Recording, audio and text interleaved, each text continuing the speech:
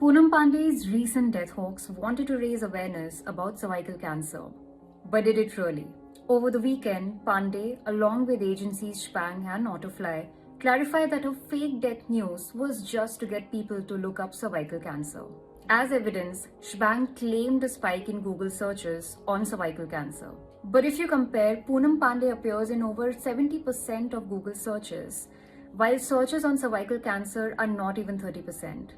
This misinformation-led campaign in fact spread across the world, including in the US, Canada, and Australia.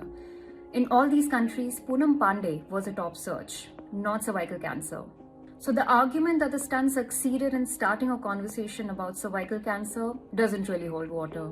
It is true that cervical cancer is the third most common cancer in India and the second leading cause of death. But it's also true that India ranks number 1 in the world in being at the highest risk of misinformation and disinformation, especially on social media. And Pandey's hoax might have just contributed more to the latter.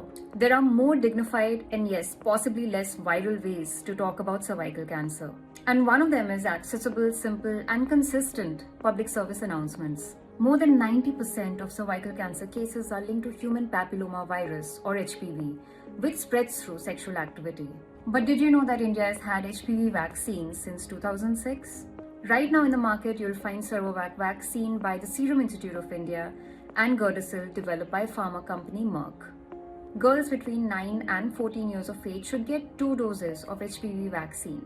Those older than 14 should get 3 doses. But the HPV vaccine is not a part of India's national immunization program because it's too expensive. Each dose costs Rs 2,000. Only recently, several states in India started free HPV vaccination programs in schools.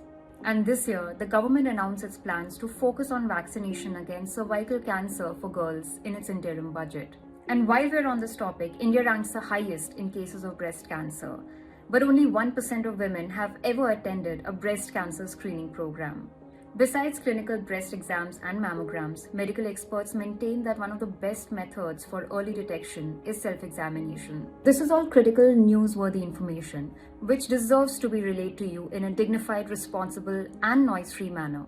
If you found this video helpful or have anything that can help the discourse, please tell us in the comments below.